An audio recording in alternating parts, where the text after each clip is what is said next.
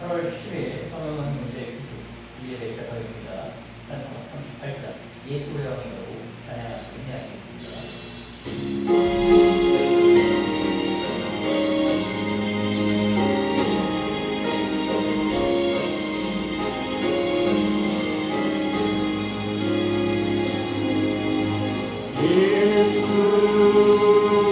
우리 왕이여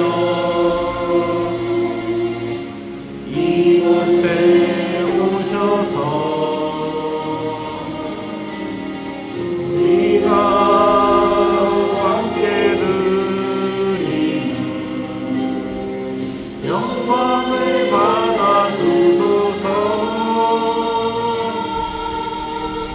우리는 주님의 백성, 주님은 우리 왕이라. 왕이신 예수님 오셔서 자정하사 다스리소서. 예수 우리 주시여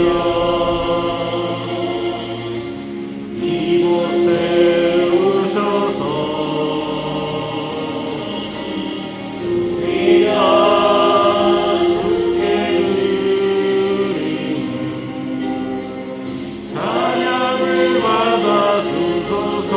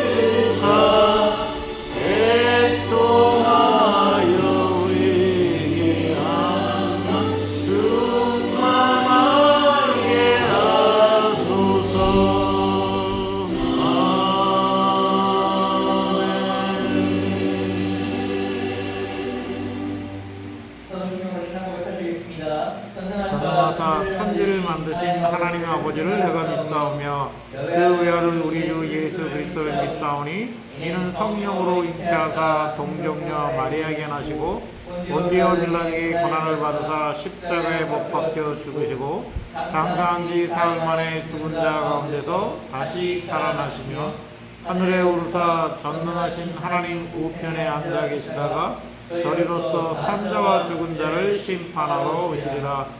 성령을 믿사오며 거룩한 공예와 성도가 서로 교통하는 것과 죄를 사하여 주시는 것과 몸이 다시 사는 것과 영원히 사는 것을 믿사옵나이다. 아멘. 그 52번, 10편, 119편, 200편 한 절씩 교독하실 때에 예수께서는 붉은 글씨로 화답해 주시기 바랍니다. 제가 읽겠습니다.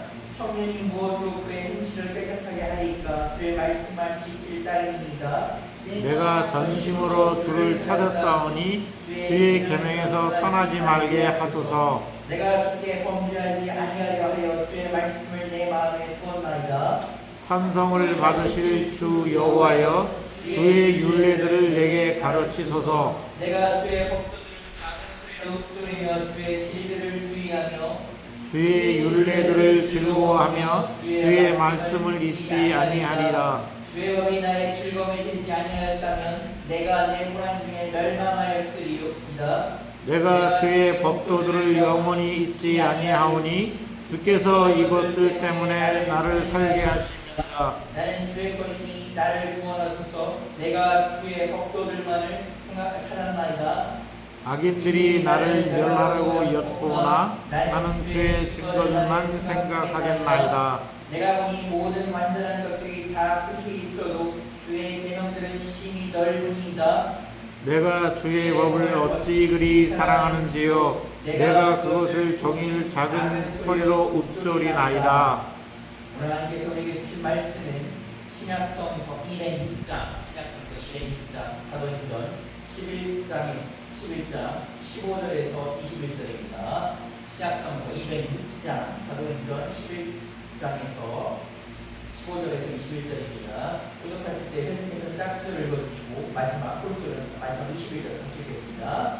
내가 말을 시작할 때 성령이 그들에게 임하시기를 처음 우리에게 하신 것 같이 하는지라. 내가 주의 말씀에 요하는 물로 세례를 베풀었으나 너희는 성령으로 세례를 받으라 하신 것이 생각나노라. 그런즉 하나님이 우리가 주 예수를 믿을 때에 주신 것과 같은 선물을 그들에게도 주셨으니 내가 누구에게 하나님을 능히 맡겠느냐 하더라. 그들이 이 말을 듣고 잠잠하여 하나님께 영광을 돌려 이르되 그러면 하나님께서 이방인에게도 생명 얻는 회개를 주셨도다 하리라. 그때 스테반의 일로 인하여 한나도 말미암아 터진 자들이 베레니와 구브로와 안디옥까지 이르러 유대인에게만 말씀을 전하는데 그 중에 구브로와 구레네 몇 사람이 안디옥에 이르러 헬라인에게도 말하여 주 예수를 전파하니 주의 손이 그들과 함께하며 주 많은 사람이 믿고 주께 돌아오더라. 아멘. 아멘. 말씀을 살게 하는 말씀입니다. 항상 설교를 준비할 때 저희 하나의 딜레마가 있습니다. 이 딜레마가 뭐냐면 저희가 설교 전으로 찬양을 하시는 분들 노래를 그렇게 잘하는 편이 아닙니다. 아마 여러분들 제가 음정을 잘 못 맞춘다는 몇번 들어오셨을 항상 이 찬양을 준비할 때 이 찬양을 집어넣는 게 생각보다 딜레마입니다. 그래서 오늘도 이제 찬양을 뭘 들까라고 이제 고민하는 게 이제 90장 성령이여 강림하사 찬양은 제가 잘 불렀는지 혹시 모르겠습니다. 근데 원래 이 성령이여 강림하사라는 찬양을 보니까 순서대로 나오는데 성령이 강림하게 되면 첫 번째 감화하시고 애통하고 회개하는 마음을 주시고요. 보통 성령이 감화하게 되면 성령이 하게 되면 우리가 뭐 이렇게 성령이 뜨거운 불길이 나거나 복받거나 이런 내용이 먼저 나올 것 같은데 가장 먼저 나오는 게 애통하고 회개하는 마음입니다. 애통하고 회개하는 사실 이 애통하다는 단어는 여러분 어느 사전에 좋은 뜻은 아닙니다. 애통이라는 것은 여러분 어떤 겁니까? 매우 통탄하고 슬퍼하는 것을 말합니다. 아니 그 성령이 감화하는데 애통한 마음을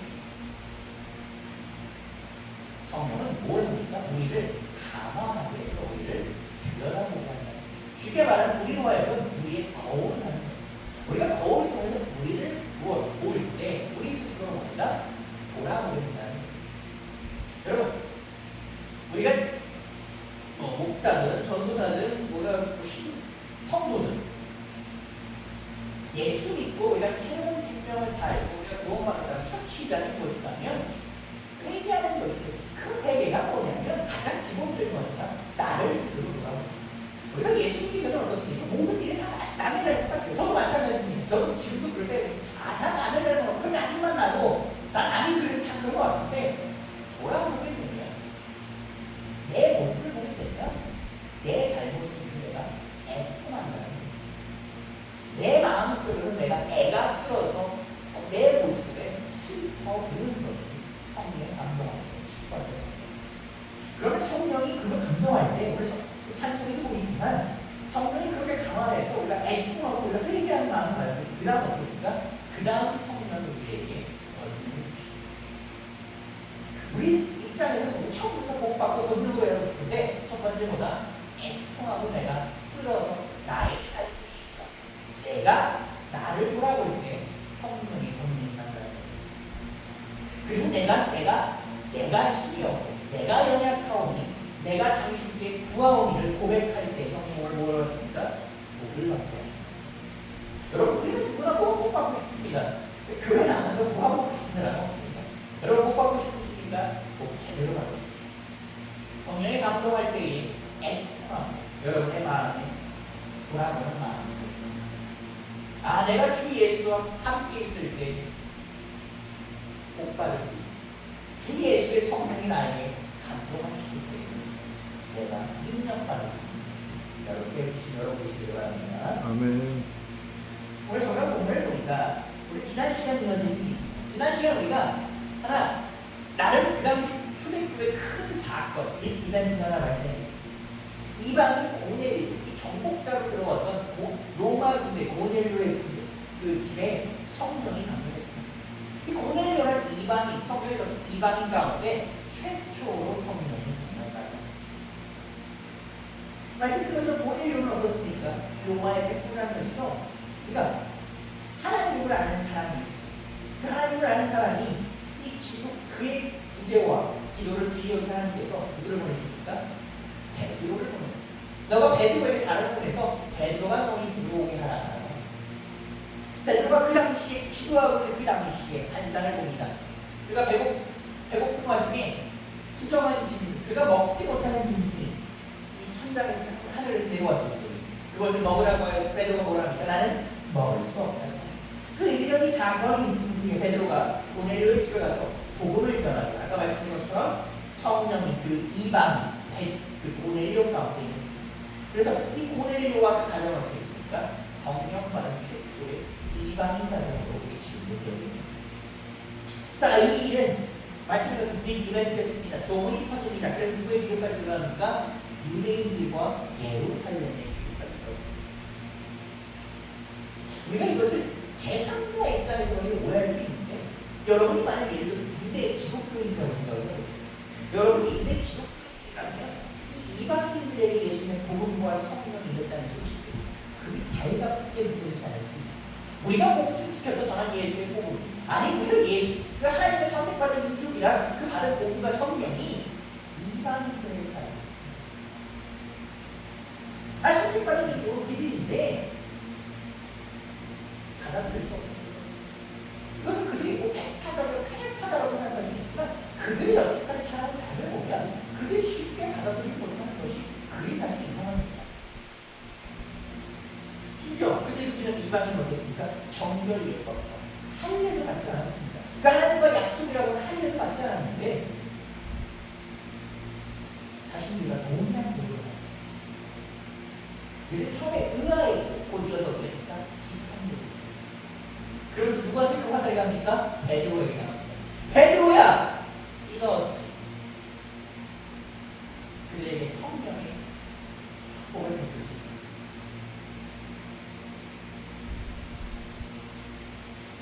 베드로가 고넬료의 집에서 복음을 증언합니다. 그리고 그의 증언은 이 초대교회의 중요한 정한점으로 작용합니다.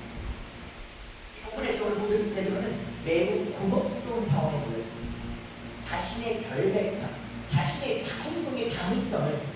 유대인들과 교회에 해명해야 되는 그런 상황이 되는 거예요.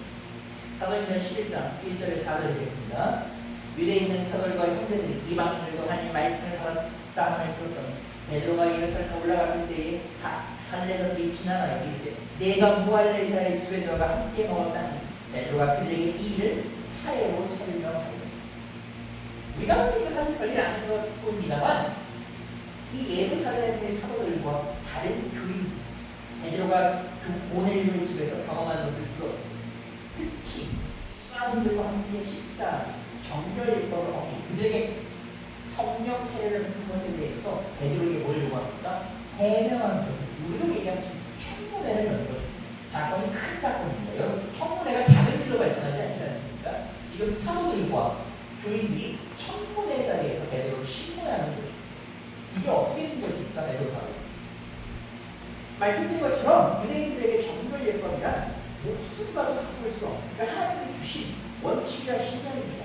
그들이 쫓겨난 곳에서 다른 민족의 핍박을 받아서 다른 민족이 보는 저런 버릇없는 재수없는 그래서 감상할 수 없다고 얘기하는 그 상황 속에서도 지켰던 그 정결 예법인데 이것을 뭡니까?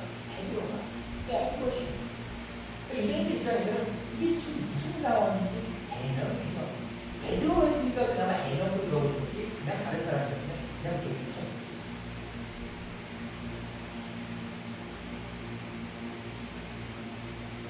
나라가 망할때가 지켰던 것들 베드로가 이방인의 집에서 그들과 며칠과 함께 식사를 합니다. 유대인들에게는 심각한 일이 다가왔습니다.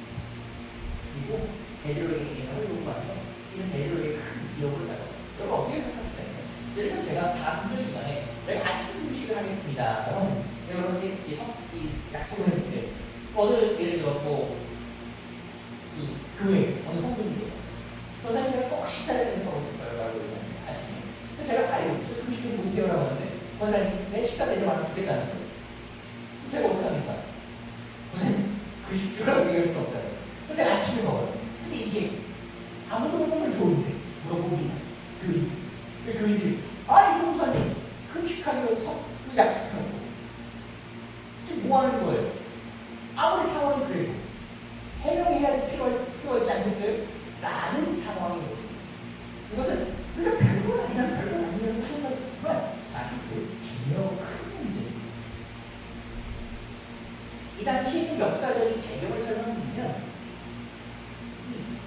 이 예루살렘 교회 베드로 12개 중에 예수님의 첫 번째 제자로서 꽤 공헌한 위치를 갖고 있었는데 이 당시 예루살렘 지도자가 교체가 새로운 인물이 부활됩니다. 이게 뭐냐면 야고보서의 저자 주의 형제 야고보가 예루살렘 교회의 새로운 지도자가 됩니다. 그 과정 중에 사실 베드로가 기존에 있었고 이 사람이 부각되는 와중에 사실 둘은 싸우고 싶진 않지만 서로 다른 사람들이 생기면 다른 사람들이 싸울 수 있지 않습니까? 그래서 베드로가 이 예루살렘 교회를 야고보에게 맡기고 다른 지역으로 떠납니다. 그러니까 베드로 입장에서는 불필요한 그릇이 짠하기 때문에 그가 다 한 형제로 사용하는 것이기 때문에 떠났습니다. 그런데 이 상황에서 지금 당시 예루살렘 교회의 지도자들, 새로운 지도자들이 지금 베드로에게 뭐합니까? 해명을 요구합니다.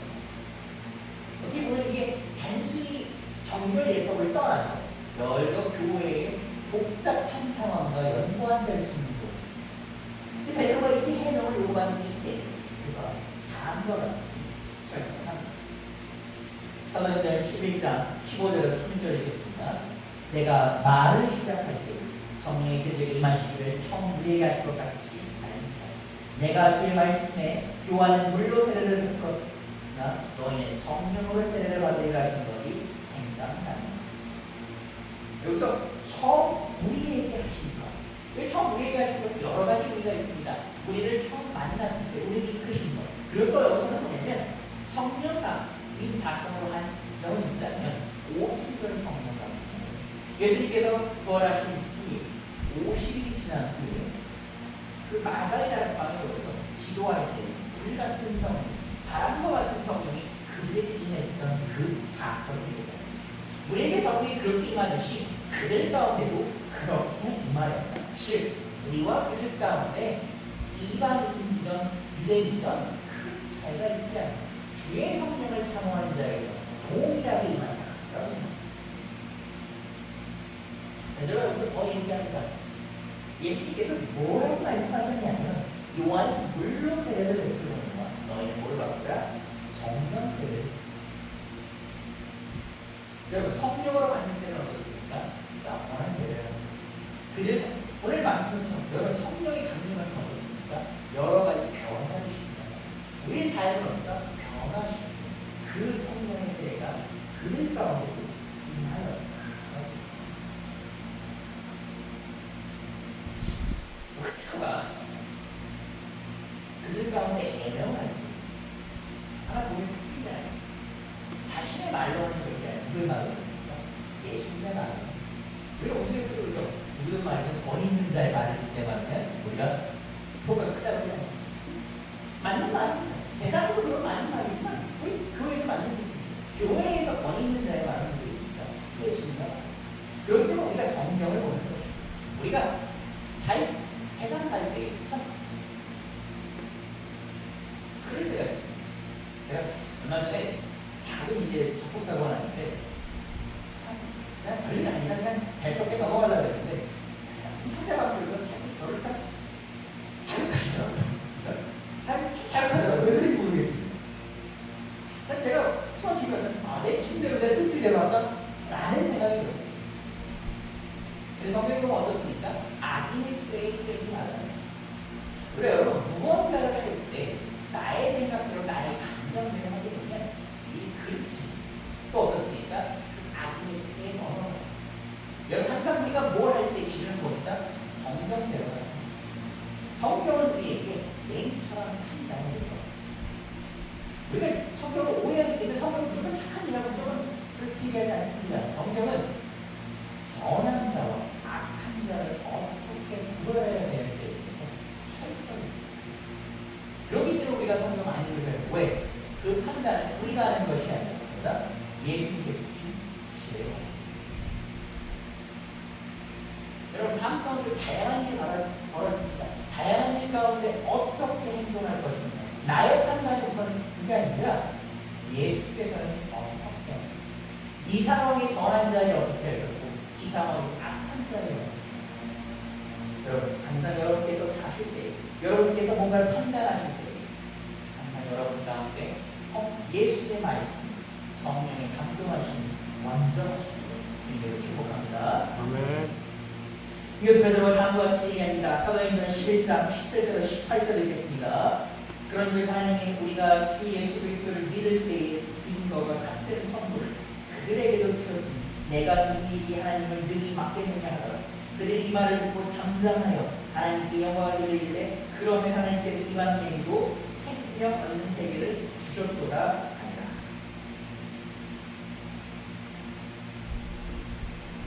오늘 베드로라는 인물은 예수님의 12제자 중에서 첫 번째 가는 제자입니다. 첫 번째 가는 제자라는 이 사람이 굉장히 가장 위대하다 이런 건 아니지만 예수님을 가장 지금껏에 섬기는 제자입니다. 예수님이 이적 가운데 예수님께서 몇 명의 소수를 배분하실 때 항상 들어갔던 그 세 명이 있습니다. 그리고 아까 말씀드린 것처럼 이 예루살렘 교회 이끌었습니다. 물론 이 야고보에게 주문을 내주긴 하지만 예루살렘 교회를 이끌었던 이분입니다. 그런데 오늘 사도가 그 사도 베드로를 이렇게 얘기합니다. 내가 누구니? 참 별거 아닌 것 같은데 여러분 어떻습니까? 참 말하기 어려운 일입니다. 항상 여러분 우리가 뭘 할 때 뭡니까? 내 생각과 내 앞서. 근데 오늘 베드로는 얘기합니다.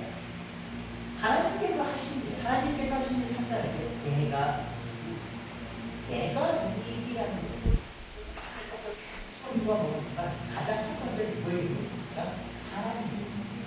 내가 뭘 하기 전에 내 생각보다는 하나님의 생각을 보입니다. 지난 시간 말씀드렸습니다. 우리가 왜 살면서 마찰이냐? 단순히 우리 생각이 틀렸기 때문에 아닙니다. 여러분 틀린 건 고치면 됩니다. 그리고 대다수의 성인들은 물론 요즘 안 그럴 수도 많지만 틀린 거 얘기해주면 잘 고칩니다. 그런데 왜 우리가 끝끝내 우리 걸 고집합니까?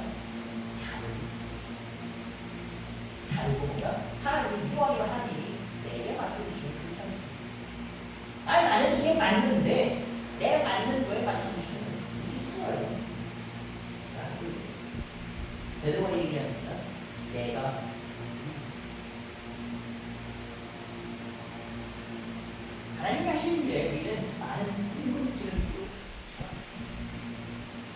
제가 신학교를 처음 봤을 때 저는 신학교를 처음 봤을 때 사실 신학교에 엄청 가고 싶은 걸 아니었어요. 근데 신학교에 올라간 소리를 딱 들었어요. 한 3, 40명 있더라고요. 제가 그때 제일 먼저 생각했어요. 하나님의 뜻을 받아야겠다고 하는 사람은 3, 40명 있는데 여기 내가 뭐나 좋아한다. 수지 약간지. 나 하나 빠져도 그렇게 뭐 색칠하지 않지 않습니까? 그래서 참 아이러니하게 그 3, 40명 내가 불 빠져도 그런 생각을 제가 아직까지 너무 다양하게 쓰고 있어요. 하나님의 이름은 아무도 모릅니다. 하나님이 여기 뭘 배우는지 우리가 아무도 모릅니다. 그러니까 제가 여러분이 감히 드리고 싶은 말씀입니다. 여러분의 생각은 틀렸다는 거예요. 여러분의 생각이 틀렸다는 거예요.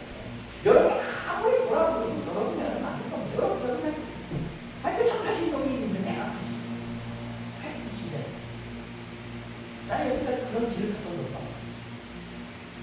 그런데 하나님이 다르게 생각하시는 게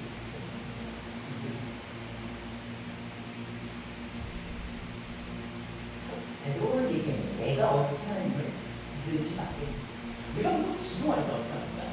기도할 때 아시가 주시고 난또 죽겠습니다. 그만큼 간절한 기도 안 되고 오면 아니 내 원하는 대로 할 수 있다 이거 아니 내가 꼭 이거 할 겁니다. 그만큼 간절한 게 좋습니다.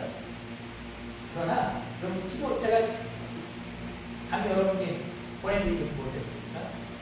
주여 주님 보기에 가장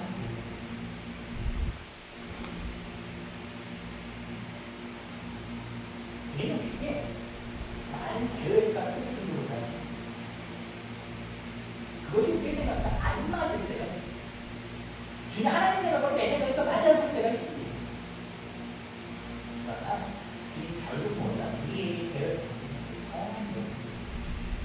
우리가 그것을 막고자 한다면, 내가 그것을 꺾고자 한다면, 이것은 오늘 성령이 우리가 오늘 190장 찬양처럼 성령이 임하여서 우리 가운데 능력을 바라고 우리 가운데 복을 바라고 그랬습니까? 먼저 애통하고 회개하는 내가 먼저 나를 돌아보고 나를 꺾을 때에 그랬을 때 여러분 누군가의 도움이라는 축복이 주어지는데 왜 누군가는 복을 받고 왜 누군가는 상대적으로 덜한 복을 받고 내가 하고 싶은 대로 합니다. 내가 하고 싶은 대로 합니다.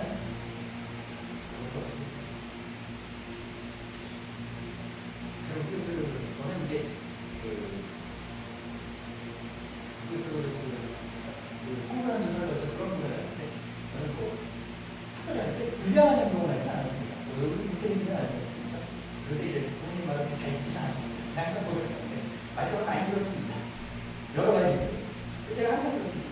그때는 뭐야? 내 생각이 안 되는 것 같아요. 그때는 내가 그냥 그렇게 올리는 것 같아요. 근데 어떻습니까? 뭐라고?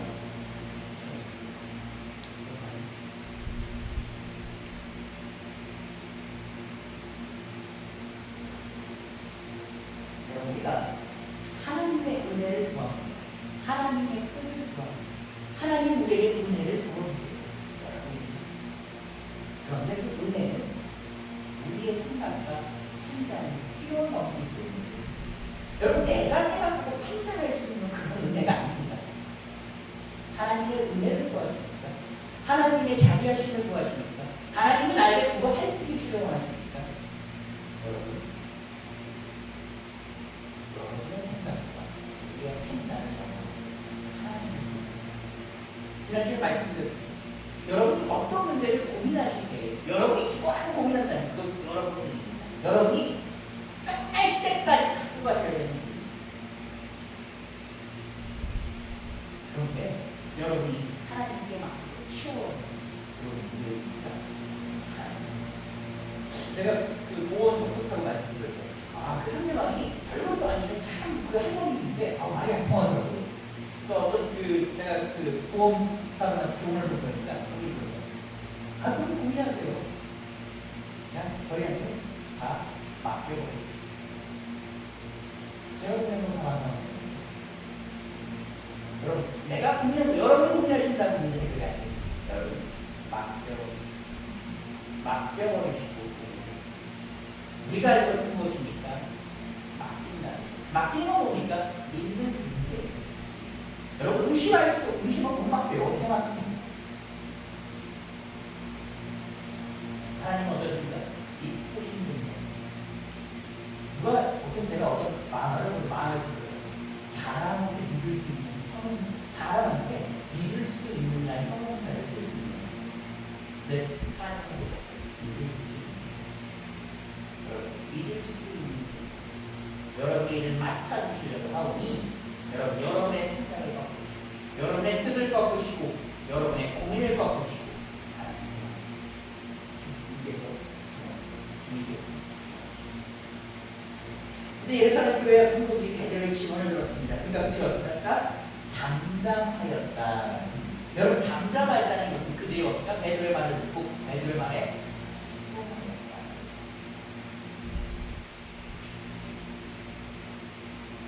그들이 침묵 가운데서 큰 깨달음을 얻었습니다.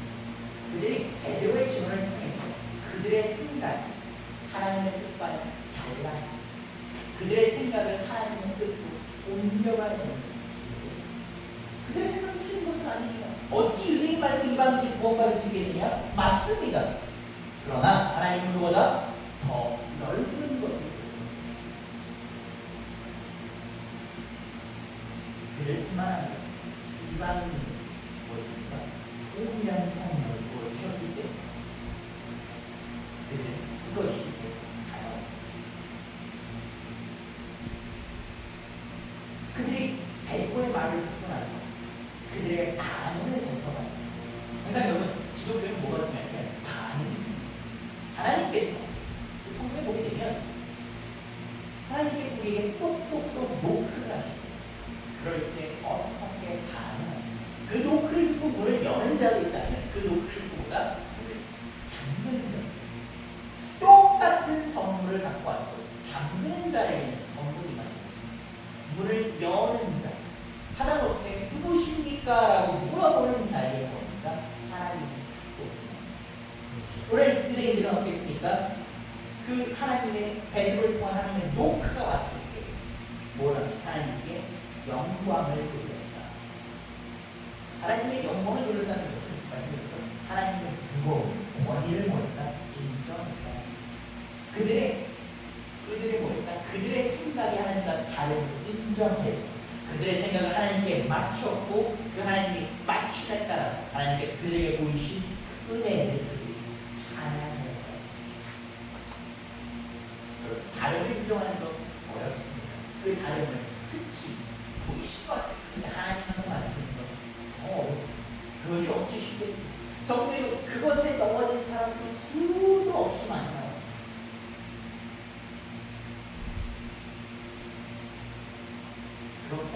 그렇기 때문에 우리 예루살렘에 그것이 무엇이랄까? 생명을 얻는 회개가 이 생명을 얻는 회개. 여러분, 성령이 임할 때 우리에게 새 생명을 줍니다. 그러면 성령이 우리한테 어떻게 임합니까? 성령을 간구할 때. 성령을 간구하는 방법은 여러분 성경에 나옵니다. 딱 하나입니다. 뭐할까? 간구하여 기도합니다. 성령을 간구하여 기도할 때 성령이 임함. 성령은 우리에게 새 생명과 새 힘을 불어넣는 그 성령의 역사를 우리가 하나님의 시야와 함께 맞춰가는 것입니다. 그렇기 때문에 예수께서 얘기하십니다. 내 이름으로 성령을 구할 때에 성령을 베푸시라.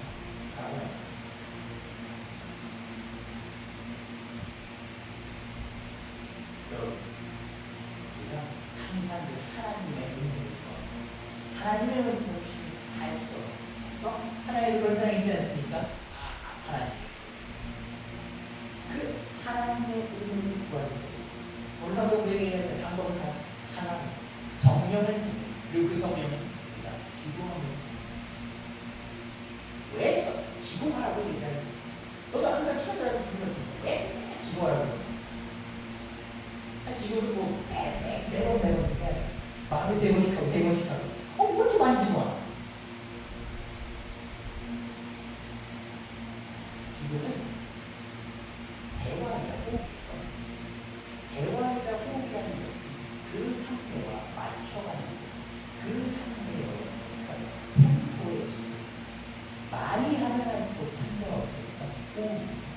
왜 그런 얘기 있죠?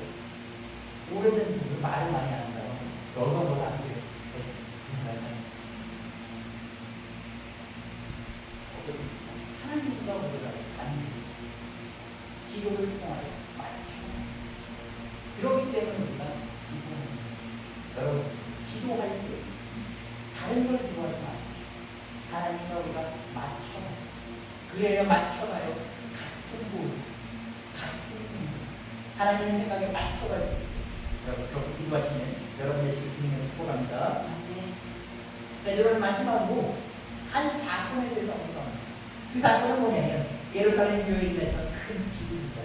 또 새로운 하나님의 이끄심, 스테반 순교 사건에 대해서 고린도전서 11장 19절에서 21절 읽겠습니다. 그때 스테반이 일로 일어나 빨라도로 말미암아 흩어진 자들이 백인과 구로와 안디옥까지 이르러 유대인에게만 말씀을 전하는데 그 중에 구로와 구레네 몇 사람이 안디옥에 이르러 헬라인에게도 말하여 주 예수를 전파하니 주 예수님이 그들에게 함께 하심에 수많은 사람들이 믿고 주께 돌아오고.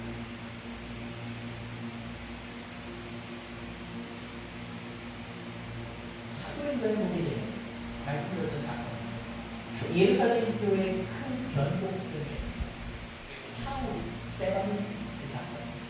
그 스테반을 죽이면서 모든 사람들이 도망가. 왜? 저 잘못보다 저 인간 백정 같은 사울. 예수님께서 살아계실 때 그렇게 사람을 예수님과 잡아 죽이라는 이제 예수를 또 잡아주고 아무런 절차 없이 그냥 감옥에 쳐넣는 라는 두려움을 느꼈게 도망을 갑니다. 꼴꼴이 흩어졌는 그들이 마지막이라고 생각해요. 그들이 이제는 정말 끝이라고 생각해요. 흩어졌는데 그 흩어진 사람들이 하나님의 말씀을 전합니다. 처음에 누구에게 만들었다? 유대인들에게 만들었습니다. 그런데 그들이 몇 명이 모였다. 그 100명의 사람이 컸다. 그 100명에서는 2명, 3명만 헬라인인 사람. 그 헬라인에서는 2-3명이 모였다. 수많은 사람을 여러분 처음에 그들이 쫓겨갔을 때 생각이 나겠습니까? 아니 끝났다고 생각했죠. 이제 예루살렘 사람은 끝났고 이제 예수님 보고 고절할 수 있겠다. 저 인간 백정만 못한 사울이 우리를 잡으러 온 우리 가족다고. 그래서 그나마 조금씩이라도 하면 헬라인에게 전할 때 무슨 기대라도 있었겠습니까? 그런데 그런 하나님의 뜻이 맞아요. 하나님이 일하시죠. 어떻게 될까? 수많은 사람이 오늘 성경에 보게 되면 11장 22절에 하면 주의 손이 그들과 함께 우리의 손으로 함께 우리의 손으로 읽어나가는 것이 아니라 주의 손이 주의 그 오른손이 여러분과 함께하고 여러분의 오른손을 주의 오른손이 털품이 예상치 못한 하나님의 뜻이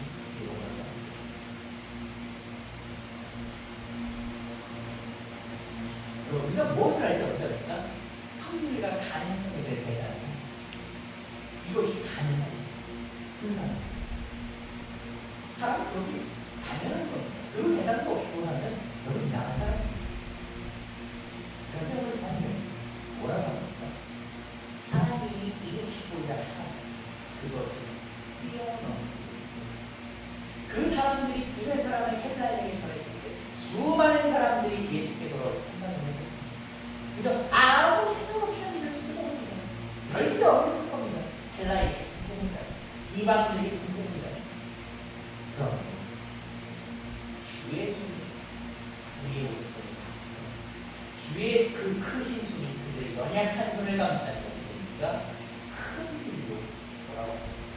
여러분 우리는 교회에 나와서 하나님께 간구합니다. 하나님께 엎드려 기도하는데 주여 큰 뜻을 이루게 하소서. 주여 나에게 큰 축복 부어주옵소서. 내가 이를 크게 벌리오니 주여 부어주옵소서. 그런데 사실 그것을 얘기할 우리의 뜻은 어떻게 보면 매우 작은 그런데 우리가 큰 것을 부어달라고 어떻게 이것을 할 수 있습니까? 성경은 얘기합니다. 주의 손이 우리와 함께하고. 여러분 주의 손이 우리와 함께하고. 주의 손은 어떤 손입니까?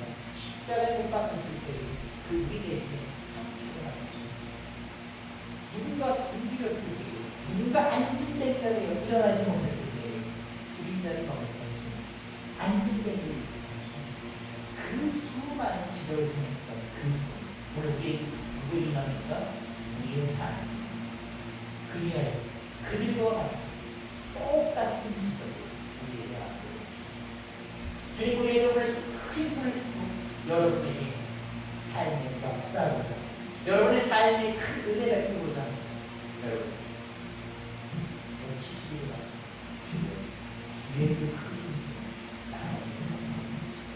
나의 손을 나의 오른손이, 나의 왼손이 고생하는 것이 아니라 당신의 걸로 나를 덮어 주께 간구하게 주님께서 이루시고 여러분 삶 가운데 주님의 큰 역사 함께 하시길 주님의 축복합니다. 기도하시겠습니다. 감사합니다. 오늘 말씀을 통하여 주님께서 이루시는 그 큰 은혜와 계획을 깨닫습니다. 주여, 우리는 우리가 만나고 우리의 생각에 치우쳐 살아갑니다.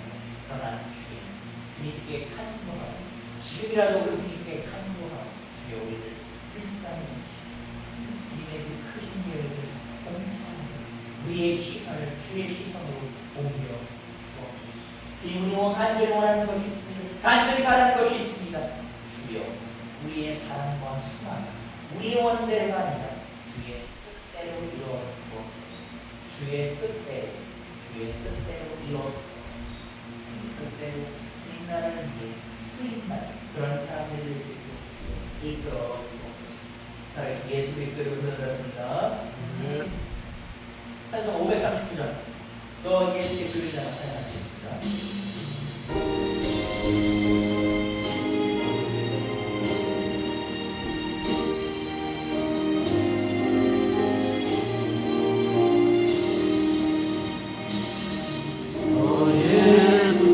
조용히 나가 내 모든 짐 내려놓고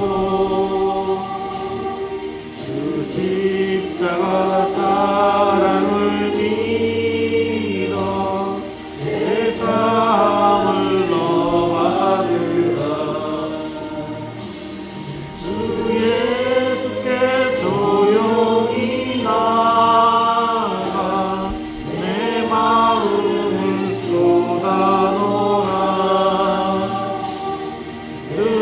눈길이 보시는 주님 그 은혜를 베푸시리. 주 예수의 은혜를 입어 내 슬픔이 없어지리. 내 이웃을 늘 사랑하여 너 받은 것 거저주라.